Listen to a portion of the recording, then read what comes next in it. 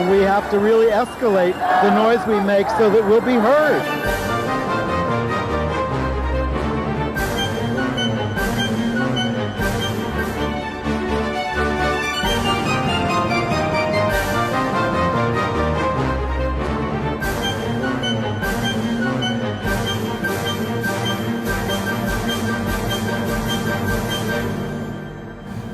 Welcome to Gay USA, gayusatv.org. I'm Andy Humm.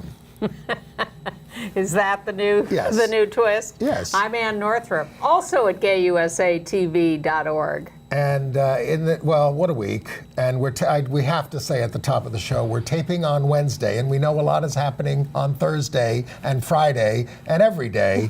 But, Probably Wednesday afternoon after we finish taping, But too. in the news, basically what's happening is that the Trump and the Republicans are grasping, as they always do, for every piece of power, and they're becoming more desperate as the midterm election nears. I think they're hanging on by their fingernails. No.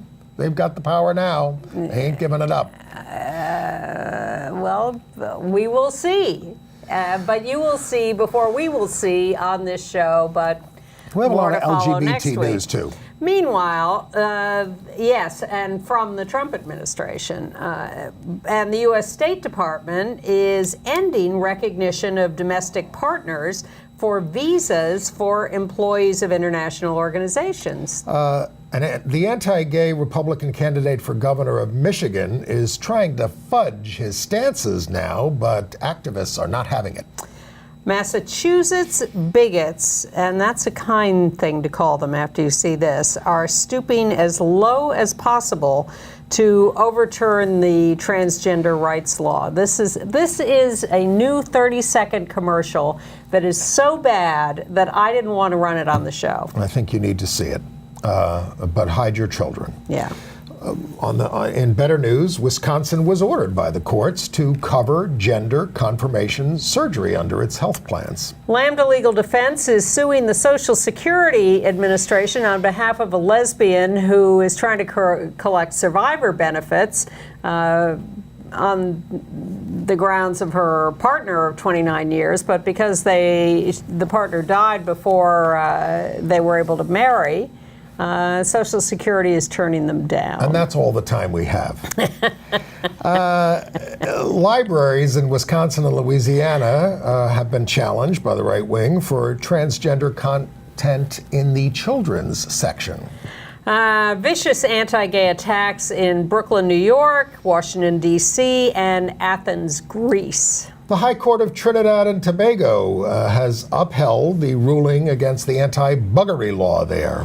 We will review a couple of plays, Bernhardt, Hamlet, and The Nap, play about snooker with a transgender twist, and we'll tell you about a new documentary movie about Studio 54. Yes, it's about snooker, not snooky. Okay. The week started with this horrible story in the New York Times about Rod Rosenstein.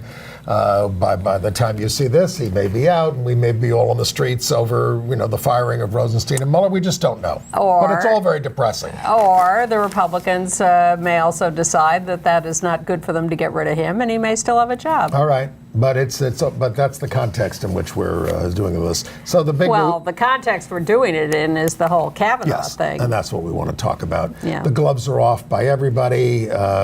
People are dug in. Again, the Republicans said they were going to vote on Friday morning. More stuff came out today on Wednesday. But what's all this doing socially? It was sort of nice to have it all happen in the context of Bill Cosby being let off in handcuffs for his sexual assaults. It was nice to see Ted Cruz and his wife get hounded out of a restaurant. I even had gay people on Facebook. Oh, we have to be civil. Civil? You think these people are civil? They're trying to take away all of your civil rights. Yeah. Now, look. Civil? I don't think that you have to go overboard, no. And I think you ought to watch your language a little, because I think we have to retain the moral high ground. Yes. But going into a restaurant to yell at someone for his bad deeds is well within the bounds of appropriateness and civility. Although I appreciated the commentator I saw one evening this week after that say, He's got a big race in Texas. What's he doing eating at an expensive restaurant in Washington, D.C.? Congress is in session. I understand, but it was Monday night. He could have... You should be making phone calls. You should be dialing for dollars. And you know, the Supreme Court itself obviously is very conscious of the fact that they only have 8 members, and frankly, I wish they would just leave it at 8 members, and if the court has to divide on things and can't settle an issue with a real majority, you know, that's fine. That's certainly what they did when they wouldn't confirm Merrick Garland. But they're delaying accepting cases that will resolve the issue of sexual orientation discrimination being sex discrimination. The Zarda case, the Bostock case. And Alliance Defending Freedom is asking the 8-member court to delay the Harris Funeral Home case, which is about an anti-transgender discrimination case as sex discrimination. Well, clearly they want to delay these things because we got good decisions at the lower courts. Yeah. And if they can't reach a decision at the Supreme Court, then the lower court decision will hold. Not every single decision at the federal court level have we won. There's some circuits that have gone against us. But in general, most of them are in good. general, Yes. if the right wing wants to hold up these cases, it's because they're Yes, waiting for sure. the conservative. I'm explaining to our viewers. Yes. I know you know this. Okay. It's because they're waiting for the 5th conservative who will rule against us. So that's one reason we're so upset about Kavanaugh, because we know that he's a hardline right-winger. We know he will rule against us. It's not just Roe v. Wade. It is all our cases, too. And all your cases, too. I mean, if you're just a person participating in society as a consumer, he's against you. Exactly. And he's going to expand this religious freedom nonsense. You know, we're slowly but surely turning the United States into a theocracy. It's nice to see the Democrat running for Agriculture Commissioner of Georgia Yeah, I was gonna get to stand him. up against these religious freedom laws that he calls hate laws. Well, he said, his name is Fred Swan, as long as you mention him, and he wants to make rural farming safe for LGBTQ people, because he says too many teenagers are running away from the farm to urban centers where they think there are more protections, and they're ending up homeless on the streets. This is in Georgia. And women and people of color. Yep. Of course, Fred has raised $9,000, and the incumbent Republican has raised $650,000. All right. So back to the Well, Supreme back to Court. Brett and his yearbook. I mean, now there was a big story in the Times about this, dissecting his yearbook entry, which is pretty heinous, and they cited some things, but they didn't get to some of the worst things that Kevin Sessoms on Facebook has pointed out. One of the things he Author. wrote, you know, one of the things in the entry in his yearbook thing is, I survived the FFFFF 4th of July. Kevin says this FFFFFF thing means find them, feed them, finger them, F them, forget them. That's what it means. And the Times didn't even point this out in their front page article about this. They got into the whole Renata alumnus thing, which is this poor woman who has been humiliated by them. After signing the letter in support of him, but somehow didn't know about this until now. I didn't know that boofed meant anal intercourse. And of course, there's all this stuff about kegs or bust. And this is from a church-going virgin. Yeah, he was. And do you really think quite that salty? Do you think he kept those calendars from 35 years ago? I have some from 35 years ago in high school? No, I didn't have them in high school. I didn't keep a book. Beach Week. I didn't keep a book until I got out of college, really. Well, actually, they're I confirming. had a better memory before that. They're confirming the latest charges from Avenatti's client, so they may turn out to be more helpful than Kavanaugh thought. In a way, it's a horrible cultural moment, and it's a good cultural moment. Reading Patty Davis, Ronald Reagan's daughter, come out about her early experience with sexual abuse, Padma Lakshmi. assault. Yeah. When 40 years ago, and really, she was also writing about the things that she remembers and the things that she doesn't, the things that are indelible about this. She said she didn't tell any boyfriend or even her husband about it. And now she's writing about it. So it's clearing the air quite a bit. Padma Lakshmi did the same thing in the New York Times, and with each one of these cases, you get more waves of people coming out. I don't know what effect it has ultimately. It doesn't seem to be changing the culture, and you don't see... Well, the thing about Kavanaugh is that, originally it was just this one brave woman, Dr. Ford, and now it's a bunch of women. And absolutely, and that didn't used to happen either. Just like it was Anita Hill many years ago. They didn't let other people testify at the Anita Hill hearing. They did not, and they're not letting them testify again. Well, there were a lot of rumors about deals made around Anita Hill in the testimony, including charges that she was a lesbian, and that the Republicans would not bring that out if the Democrats agreed not to release the guy from Wyoming. Alan Simpson. Alan Simpson is there at the hearing going, I'm getting things over the transom here, and things. You're not going to believe this stuff. But he wouldn't say it because he had a deal. Because they had a deal. And the deal was that they wouldn't release Clarence Thomas's rental video list. Right. Once again, though, we have to thank out-gay Ronan Farrow with Jane Mayer at The New Yorker for digging up more evidence against Kavanaugh in The New Yorker, talking to his Yale classmate, Deborah Ramirez, who apparently had Kavanaugh's penis rubbed in her face. I am just astonished by the extent to which men are eager to, we are not that far removed wave their penises from around. Cavemen. Charlie Rose, Louis C.K., who else? And speaking a lot of them. Well, this is a terrible segue, but speaking of dicks, Dick Durbin, the senator from Illinois, is on, one of the morning shows. And, after all this, and the Republicans taking all the power that they can without a filibuster on this, right, which they've had, we need to go back to the filibuster. So Democrats come back and you're going to play nice again? Forget it. We have to play hardball like they do, and we're not. Now, I didn't watch a lot of the Values Voters Summit. No, I didn't. I read some about it. I saw a little of Pence there. We even have a picture of him there speaking. At this anti-gay conference. Yeah, but you didn't hear them talking about Kavanaugh or their family values stuff was not condemning any of Kavanaugh's And they were assured actions. by the Senate Majority Leader, Mitch McConnell, that there will be a vote. Of course, that's all he was saying. He was originally, when he went there, he was saying Kavanaugh will be on the court. Yeah. Then the next day, there will be a vote. There will be a vote. There will be a vote. By the way, also there was actor Dean Cain. Did you read about this? Oh, he's been anti-gay for a long time. Well, no. I mean, he was promoting a right-wing film called Gosnell about an abortionist who killed a lot of people, kids. It's a terrible story, but it's a very right-wing take on it.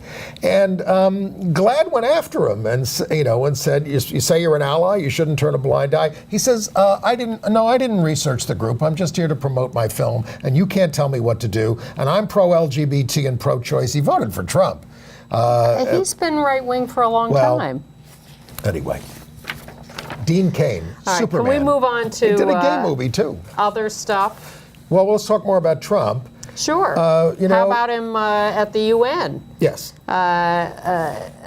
Bragging about all these things and getting laughed at, and then claiming that he was looking to get laughs, which was nonsense. But there he was in the middle of the speech saying, we're proud of having gotten out of the Human Rights Council, and you can all fend for yourselves, and we're not going to tell you what to do. And it's disgusting. Just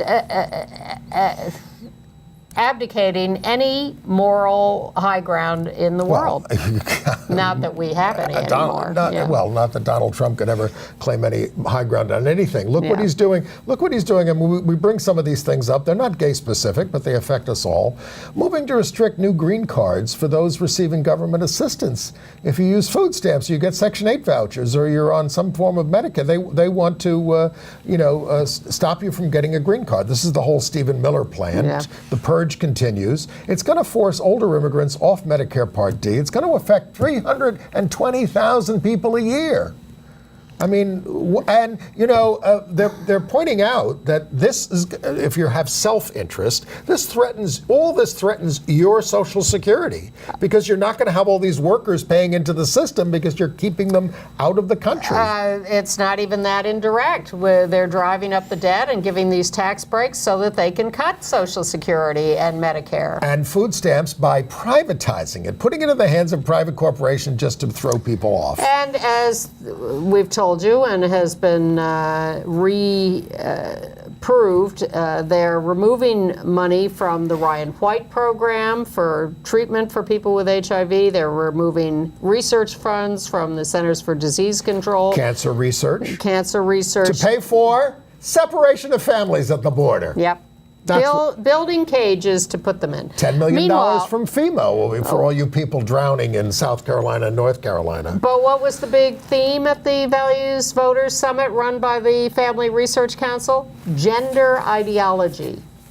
That is what's ruining America today. Gender ideology. I associate that phrase with the Holy Father. He talks about that a lot, and more about him later. Well, so does the FRC. Now, the State Department is now... they want to make this sound fair, but they're saying if you work for an international agency and you're based in the United States, if you have a domestic partner, you can no longer get what's called a G4 visa for that person. It's better in Hong Kong. Well, so UN Globe, which is the gay group there, is saying to the UN employees who are international, if you're in New York, you can get down to City Hall and get married if that's going to cover it. But a lot of these people come from countries where they can't get married, right? And it's going to be very, very tough for them. Of course, the U.S. State Department didn't start recognizing domestic partners until 2009. When was Hillary Clinton, Secretary of State. That was in the Obama administration. There's been an ongoing case by an intersex person, non-binary identified, Dana Zim, who's been trying to get a passport without a gender marker and has been denied by the State Department. A federal court in Colorado has ruled again that Dana is entitled to a passport and does not need to specify a gender marker. Because specifying a gender would be lying on the form. Sure. To check off male or female, because Dana is not male or female. Right. And BuzzFeed has dug up some more emails related to the ban on transgender people in the military, and has found, again, this is not new news, but confirmed by what they found and expanded upon, that the entire military was shocked at Trump's tweet banning transgender people from military service, and was talking among themselves about, oh my God, have you seen this? Is this real? What do we do now? How do we delay this? How do we change it? Sure. Terrible. All right. I have some good political news. Okay. Among Democratic House candidates, white men this year are now the minority for the first time. We've read how record numbers of LGBT people are running for office. We have a lot of out gays and lesbians running for governor and senator.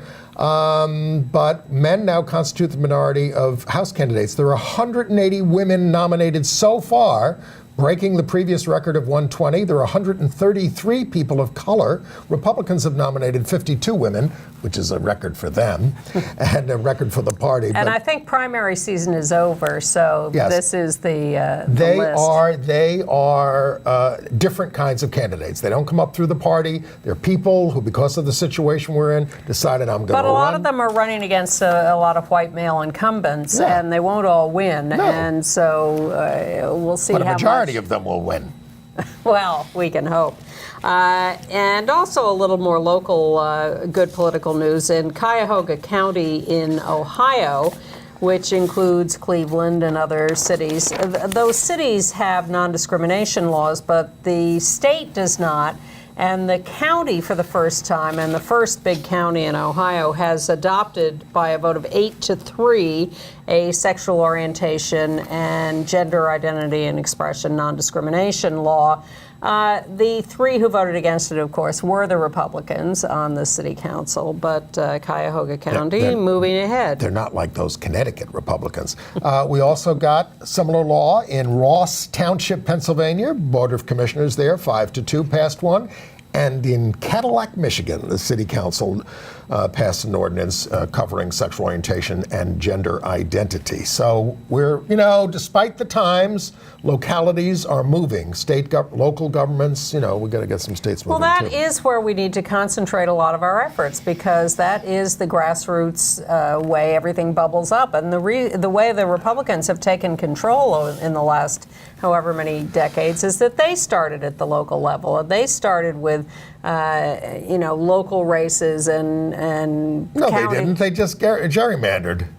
Well, they did that too, but they elected people at the local level, and they brought them up. Got the mayoralty of New York for 5 times in a row. Well, not now. Oh, speaking of which, Yeah.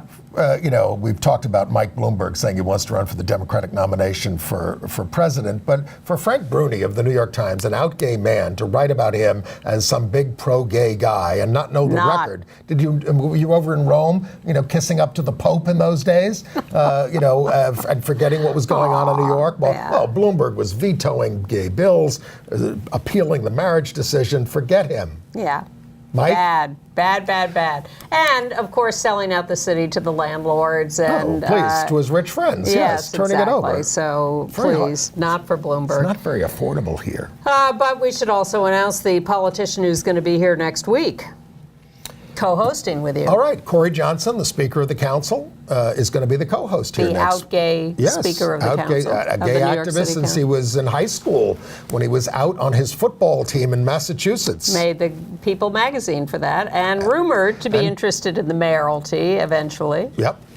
He's the second most powerful person in the city. We're very lucky to have him. He has co-hosted here before. Yes, many times. And he loves it, so he's coming back next week, and I'm taking a week off. Okay. Bad political news in Massachusetts. Yes. Now, Massachusetts has a hard-fought, hard-won, statewide non-discrimination law for gender identity and expression. Which we don't have in New York. And the right wing wants to repeal it. So they succeeded in getting on the November ballot the question, should we retain the transgender rights law? It is not that hard to get a referendum on the ballot in Massachusetts. No, it doesn't require a lot of signatures. Not only does it not require that many signatures, but only 25% of the legislature has to approve it. Yes. Remember, on marriage, we had to dodge a bullet not to have a referendum on that. We're looking very good in the polls. Yeah? We have like 75% approval of the law.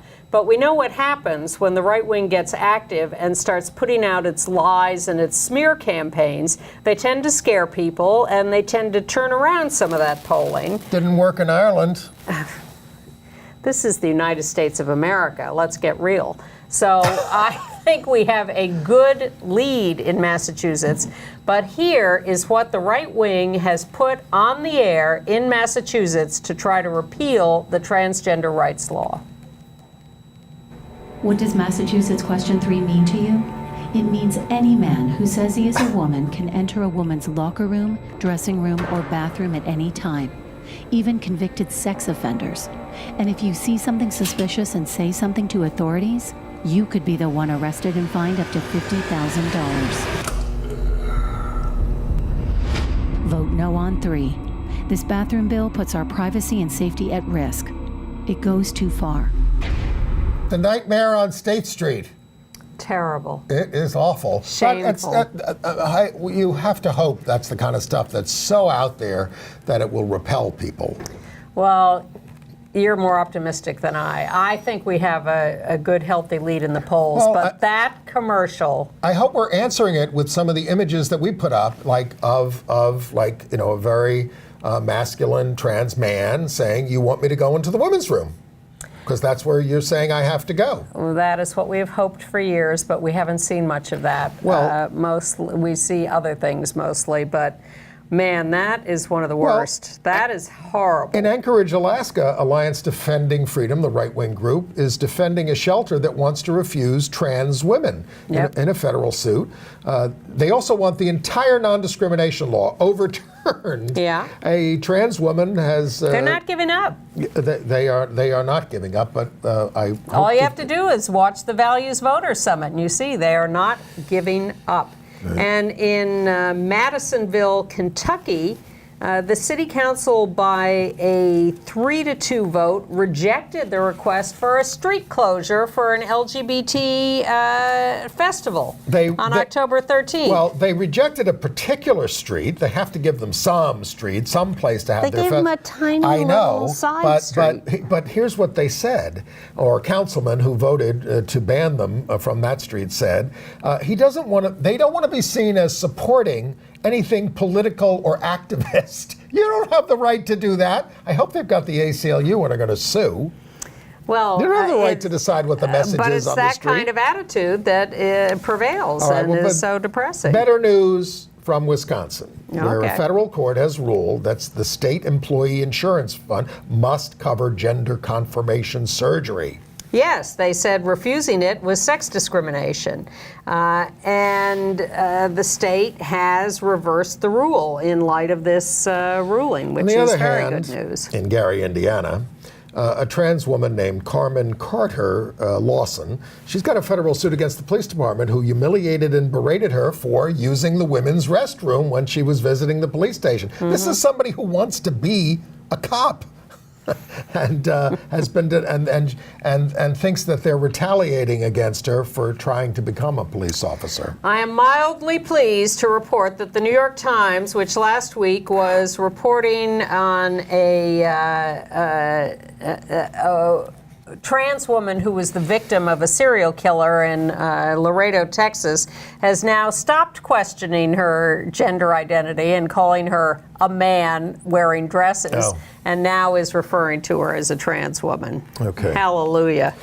We've talked to you about the church planting movement where these right-wing churches take over school space. And in Austin, the school system, said, we've got a performing arts center, but if we keep letting these churches use it on the weekends, it's really not going to be available to the kids. So we just want to cut back on all this and not have regular church services or anything regular there, so we can do that. And Ken Paxton, who's the Attorney General, I believe is running for governor of the state. No, Greg Abbott is running for governor. Is still, but Ken Paxton is the Attorney General. He's telling them, don't you run afoul of our Religious Freedom Restoration Act, and he's warning them, but they're still trying to do that. I just want to shout out congratulations to the LGBTQ citizens of North Dakota who are about to hold their first LGBTQ summit on October 5th through 7th at the Baymont Inn in Mandan, North Dakota. There's their banner advertising it. It's called Dakota Outright is the name of their group. Congratulations. The state has 755,000 residents and 2 senators. One of them is Heidi Heitkamp, yes, right? please don't defeat Heidi Heitkamp. Well, she's not perfect, but she's a Democrat. She is. Yeah. And we need a majority in order to stop these court appointments. Yeah, meanwhile, this is called math. A federal appeals court in Tennessee has ruled that a Pride Fest there 3 years ago discriminated against anti-gay pastors who had shown up to demonstrate at the Pride Festival. Now, they had bullhorns. Yes. They were very in your face. They were right at the entrance to the thing, so their bullhorns and sound system was affecting the ability of this outdoor group to be able to have their thing. So they were moved a little distance away, and they sued. The first court said that was okay to move them, and I've been moved many times. Many times. Many times. I've been moved. When the Pope came in 1979, we were moved 3 blocks away. Mm-hmm. And they said, you're within sight and sound. You just have to yell louder. You needed a bullhorn. Actually, I should. Most of them moved, but some of us stayed right there and dropped our signs. And then when the Pope was like as near as the camera is here, we were able to shout gay rights are human rights at Pope John Paul II. And we were doing who's now a saint.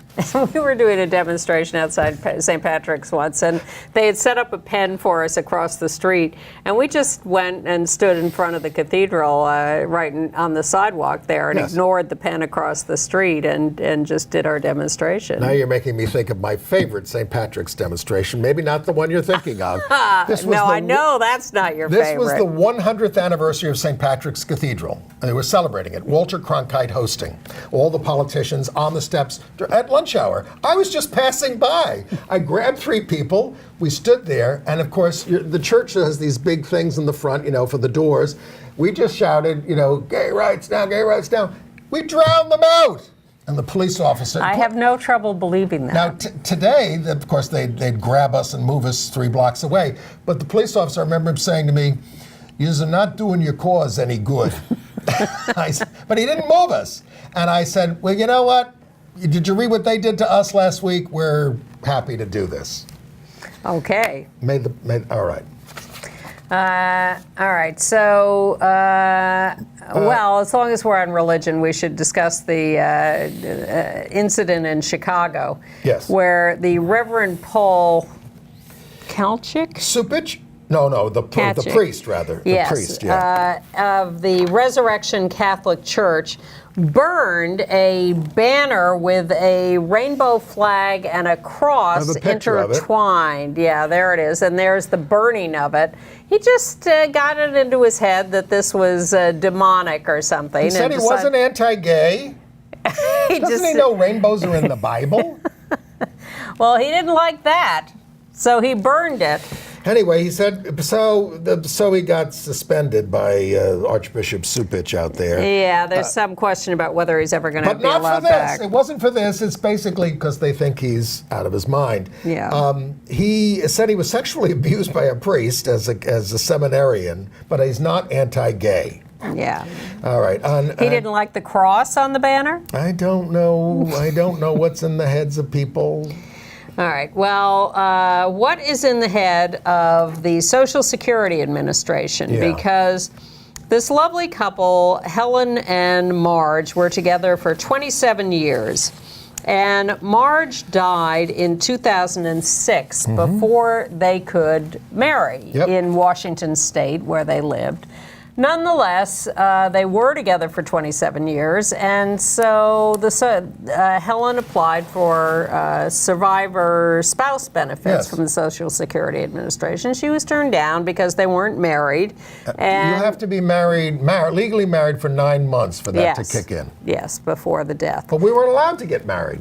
Exactly. So Helen is now suing with the help of Lambda Legal Defense, and it's an interesting argument because what they're saying is, no, they weren't allowed to marry, and the Supreme Court eventually declared that unconstitutional. So if the law saying they couldn't marry was unconstitutional, she should be entitled to those benefits. We have gotten some retro things as time has gone on since the marriage thing. Yes. We haven't gotten an apology for Stonewall yet from the New York City Police Department. I put in that request again the other day. Or for ongoing harassment of transgender people now by the police. And gay men who still get entrapped by the New York Police Department. Right.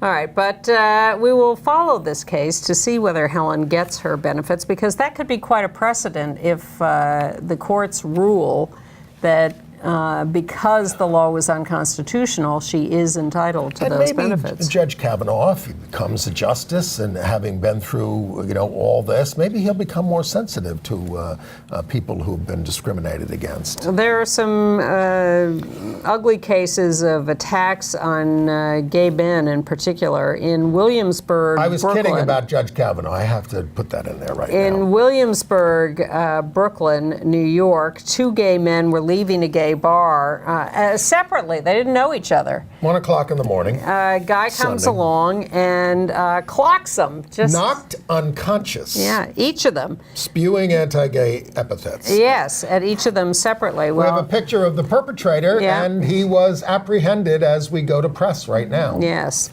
So, and if you know him, put his picture back up there. If you know him, maybe he's been guilty of some other crimes that we can pin on him.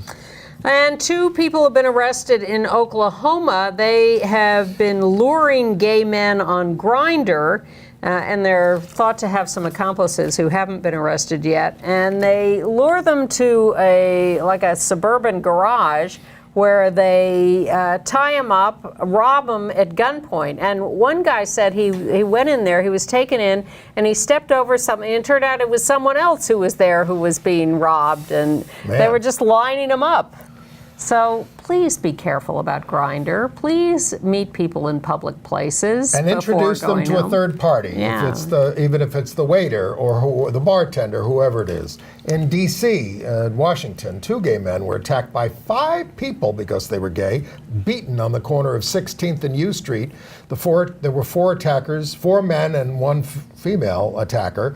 William Southern said his face was bashed, requiring stitches. He said, "I will never stop being gay. I will never be ashamed of who I am." And he's new to D.C., so it's not a good introduction to the city. No. A nicer thing in D.C., Billie Jean King got the Great Americans Medal from the Smithsonian's National Museum of American History. Doesn't the Family Research Council know about this? Well, they do now. How about some library stories? In Wisconsin, Marathon County Library will keep the book on gender identity in the kids section, despite objections from a concerned citizen. The book is called Who Are You? The Kid's Guide to Gender Identity. And then the other one is in Lafayette, Louisiana. These anti-LGBT groups are suing to stop the library from going ahead with drag queen story time. They're called Warriors for Christ and the Special Forces of Liberty, and they say it endorses transgenderism and marginalizes Christians. In Ohio, a teacher, Emily Osterling, who has been teaching special needs kids since 2001, is suing the Butler County schools because they fired her for supporting trans students. Not nice. Right. And in Pennsylvania, a trans woman who's a woman of color is suing anonymously because she knows what happens to trans women of color. Fired by a nursing home after she complained that she was being harassed as a staff member there. In Florida, a guy named Brian Denyu Mustier, 33, pretended to be a woman on Craigslist, had guys over, mostly from a military base, blindfolded them, performed sex acts on them on camera, half of them without them knowing it, and sold the videos to porn sites. He was busted. He pleaded guilty to 2 counts of illegal interception of oral communications. That sounds dirty. He did this for 4 years. Some of the men consented, but most didn't. And he faces 10 years, and he's being sentenced on November 29th. That's and then an ugly story. longtime gay activist Bruce Freedman, we knew him in New York, there he is, has died at the age of 70 after a long battle with leukemia. Early member of Congregation Beth Simchat Torah, the gay synagogue, on their board of trustees. Yeah. Got very involved in politics, and he lived in Queens, and he served as an officer of the Lesbian and Gay Democratic Club from '97, became their president, a much beloved figure in the community. I love what Arthur Leonard said, our friend. He said, lawyer. Legal. He came to the synagogue for the first time in 1977 and met Bruce, and Bruce said, "You're a lawyer, you're going to be our co-counsel." Got people involved, and that's what we need. Get people involved. Yes. We will miss Bruce. Yes. International news. Okay. We're talking about violence stories. Let's start in Greece, where an activist there and well-known local drag performer, Zach Kostopoulos, was beaten to death. It's a very strange story. He was apparently avoiding a tumult in a local cafe, and he went into a jewelry store, but he got locked in somehow. When he tried to bash his way out because he was locked in, two guys on the street started kicking him to death. Yes. And the police came There's and video of it they online. have apprehended these guys. And it's 500 rallied in protest of what happened to him. In Chechnya, we have, over the last year or two, covered the horrors of what's happening to particularly gay men there, rounded up, arrested, tortured, killed by the cops. Well, there's more of it going on now. They are now opening what are being referred to as concentration camps for gay men in Chechnya. Last week, reports of 100 detained, 3 killed, many tortured. They're being ordered to leave the country and to name others to survive, I guess. Horrible stories. Now, you don't hear anything about this at the UN. You don't hear Trump complaining about this, because he's abdicated the U.S. having anything to say about human rights anywhere else. Well, there was the LGBT event at the UN this week, and Michelle Bachelet, who is the head of the UN, she's the High Commissioner for Human Rights, the former president of, or Prime Minister of Chile.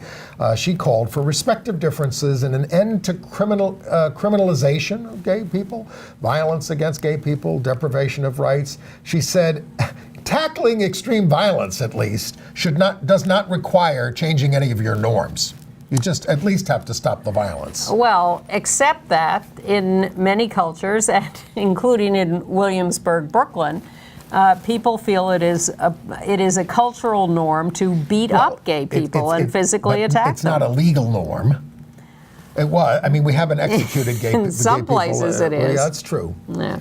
Well, and in fact, a very brave guy in Zimbabwe, which you may remember for many, many decades, was ruled by Mugabe, who couldn't have been more anti-gay. A teacher there, Neil Hovelmeyer, has come out. He says he did it to fight homophobia and stigma and to give hope to young students. And in Kenya, the people who made the film Rafiki, which is lesbian theme, which they couldn't get shown in Kenya, well, they did allow it to be shown for a couple of days so it could qualify for the Oscars. A week. And all the screenings were sold out immediately. They had to add more screenings. Well, I hope Rafiki was a big hit at the Cannes Film Festival. Yeah. Which is another reason it was so shameful that they wouldn't show it in Kenya at first, but evidently they're eager for that Oscar. Well, because Lupita Nyong'o is Kenyan, who won the Oscar, and she's tweeting in support of this film.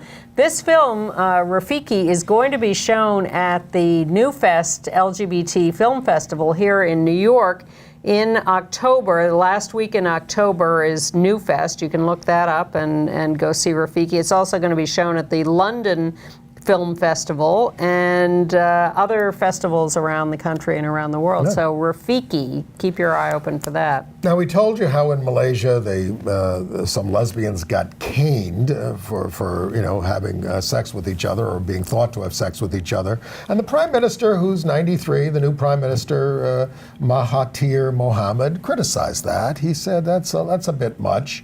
But he did say we cannot accept same-sex marriage and LGBT rights. They have this penalty for oral and anal sex over there is 20 years caning and fines, although it is rarely enforced. They have a different attitude in Vietnam these days, where they, on the one hand, nothing's legal, but on the other hand, they're very gay-friendly. And for instance, they welcome the out gay ambassador from the United States sent by the Obama administration, Ted Osius, and his husband and kids, and that all went very well. Well, it turns out in Vietnam, and this is almost inconceivable for those of us old enough to remember the Vietnam War, they now are running The Bachelor. They have their own version of The Bachelor in Vietnam. And so the current iteration of that has a male bachelor and a number of women who are all trying to be chosen as his prospective wife. Well, one of the women on a recent episode said to him, I'm sorry, I can't continue. I have found love, but not for you. I have a different object of my affection. Yes. And she turns and walks away from him and goes to one of the other female contestants and says, all right, come on, let's get out of here. Come home with me. You can see all this online. Have there been behind the scenes any lead up to this? I don't know. All right. We haven't seen anything like that in the U.S., although we've seen a little, there's always a little homoerotic action on these shows. But so the second woman goes up to the bachelor and says, I'm so sorry, but really, yeah, I'm going. And he says, oh, please stay. And she says, we could have a threesome. Probably. And the two women walk off. Now, the not so happy ending to this story is that the second woman comes back to compete on the show. I'm not sure what the whole story is, but the story, the headlines in the papers are, rest of the world is freaked out by this, but in Vietnam, nobody cares. Okay. And soon maybe... But it's quite a little sight to see these women negotiate their relationship on The Bachelor, rejecting this guy. And soon they may not care in Trinidad and Tobago, although it's very conservative there. But the High Court ruled that gay sex should not be criminalized. This is building on the April 12th decision about this at the lower court. The state asked for a 45-day stay of the decision so they can appeal to the Privy Council over there in Britain, and they were denied. But there's some civil rights lawyer who's going to... This is in Bermuda. Oh, okay. In Bermuda, the government is appealing this. Now, I don't get this. The Supreme Court of Bermuda ruled for same-sex marriage, but they want to appeal, and they have to. There's a court of appeal before they get to the Privy Council, and they've hired a British lawyer, a civil rights lawyer, I know, to argue their appeal in against marriage. Yes, in November. Don't do it. Very confusing. Don't do it. Everybody deserves a defense, but not. Well, those are the British territories or whatever, but back in merry old England, the peripheral royal, Lord Ivor Mountbatten, cousin to the Queen, who we told you was engaged to his male partner, although he says, I'm still not comfortable with being gay. Well, they got married. There they are. Married a guy named James Coyle? Coyle, yeah. And Mountbatten, Lord Ivor Mountbatten, was given away by his ex-wife, Penny, in the middle. It was a small ceremony, no big royals, but in the grand tradition of royal weddings in England now, they had a gospel choir, as Harry and Meghan did. And Prince Edward, the youngest of the Queen's children, sent his congratulations and his regrets that he was otherwise engaged. And in India, we told you about how they legalized gay sex, and now they've criminalized the Muslim practice of a man being allowed to instantly divorce his wife by saying the word talaq 3 times. You can also text it 3 times and then you're divorced. Women are not allowed to do this. So there's a little bit of an uproar over it, but... no, wait a minute. They've outlawed that? They've outlawed that practice of divorcing with saying the word 3 times. Well, it sounds so appealing. But women aren't allowed to do it to men. It should be available for both or all genders. Click your heels 3 times. Yeah. I think there are a lot of people who would support that. And in Ireland, new poll, 77% of people want the church to accept gay marriage. 90% say priests should be able to marry. 86% want women priests, and the numbers are similar for practicing and non-practicing Catholics. And this is Ireland, which has legalized same-sex marriage and was not particularly friendly to the Pope in his recent visit. And 45 trans people are running for the legislature in Brazil. That's a big deal. All right. And in Uganda, the Constitutional Court dismissed a petition against polygamy because the petitioner wasn't ready to proceed. All right. Not that they're supporting polygamy. They have it there. They have polygamists. They have legal polygamous marriages. For 8 years, there's a group that's been fighting it. They went to court and said, we're not ready, Your Honor. And they said, get out of here. You've had 8 years. If you want to do it again, you do it again. Yeah. All right. Entertainment news? Yes. Well, should we talk about the play that you saw and I saw half of? Bernhardt Hamlet. Now, Sarah Bernhardt, supposedly the greatest actress of the 19th century. You've all heard about her. She... Maybe not the young'uns. Teresa Rebeck wrote this original play about her playing Hamlet. And which actually happened. She's lovers with Edmond Rostand. I assume that happened as well, who wrote Cyrano de Bergerac. And she's trying to get Rostand to write a prose version of Hamlet. Now, if you're going to write about great actors and great playwrights, everything they say better be great, and it was kind of silly. I thought it was pointless, and that's why I left it intermission. But you said it got better in the second half. Janet McTeer. And the Times liked it better than we did. Janet McTeer, breakthrough role in Doll's House. There she is. I mean, she's a fantastic actress, but I don't like her in this. But yes, it did pick up somewhat in the second act, where you get to see a lot of Cyrano, but not the Hamlet thing. And then I saw a play called The Nap. It's a very dark farce about snooker, which is kind of like billiards, a British game. It's very big over there. You get $500,000 if you win the contest. And it's about gangsters by Richard Bean, who gave us One Man, Two Governors, which was a rollicking farce. But sorry, I missed that. This includes a trans gangster played by the trans actor Alexandra Billings. And there she is. And Ben Schnetzer plays the working class snooker champ. He was the lead in Pride, the movie, and it's directed by Daniel Sullivan, and it's relatively mindless fun, but it has kind of unpredictable twists. It's a little violent at the end of the second. I'm just warning you. The Nap. The Nap. The nap refers to the surface of the table. Yes, not to sleeping. And there was an actual snooker champ on the stage during the show. Yeah. Not the whole time, but part of it. Enough to be fascinating for those of us. You get a little sense of the game. They explain the game, and there's funny commentary from the television commentators of the match. Okay. Now, Studio 54. Yeah, this is a documentary opening next week, October 5th, but I'm not going to be here next week, and I saw the documentary, so I wanted to recommend it this Please. week. Get yourselves ready. Now, get your calendar out, Brett Kavanaugh. Studio 54 was a legendary nightclub, but it turns out, as you'll learn in this movie, it really was only hot for 3 years, 1977 to 1980, and was created by Ian Schrager and Steve Rebell.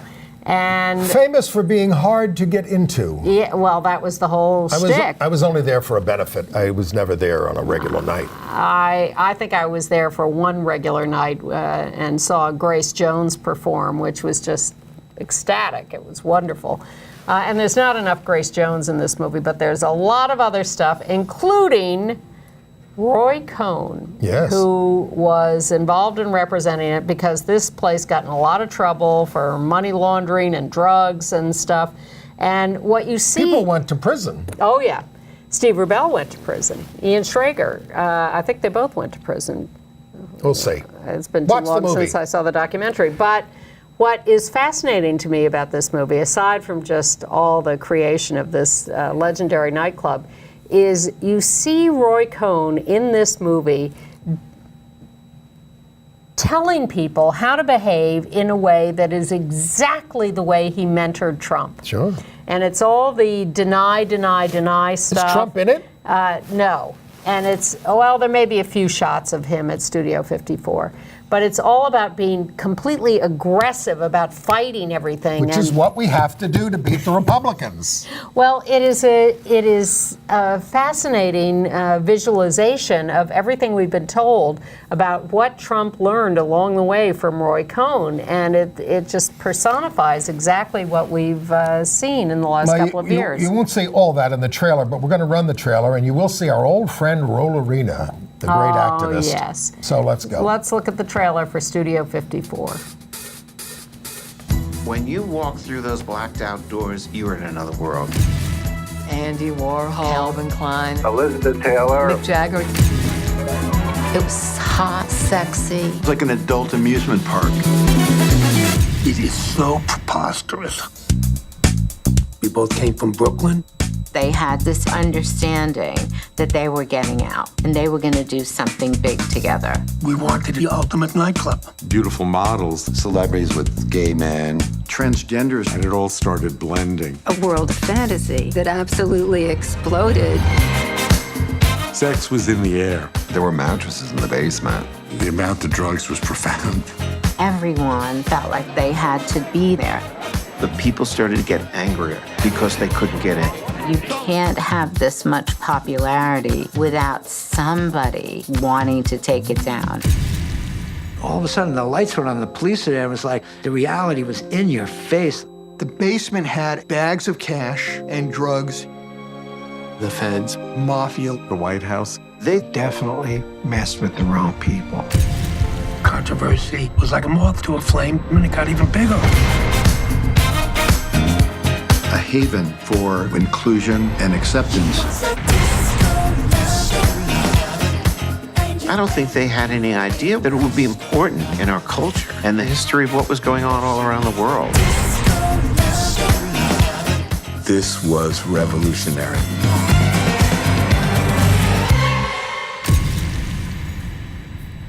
Inclusion and acceptance with a velvet rope.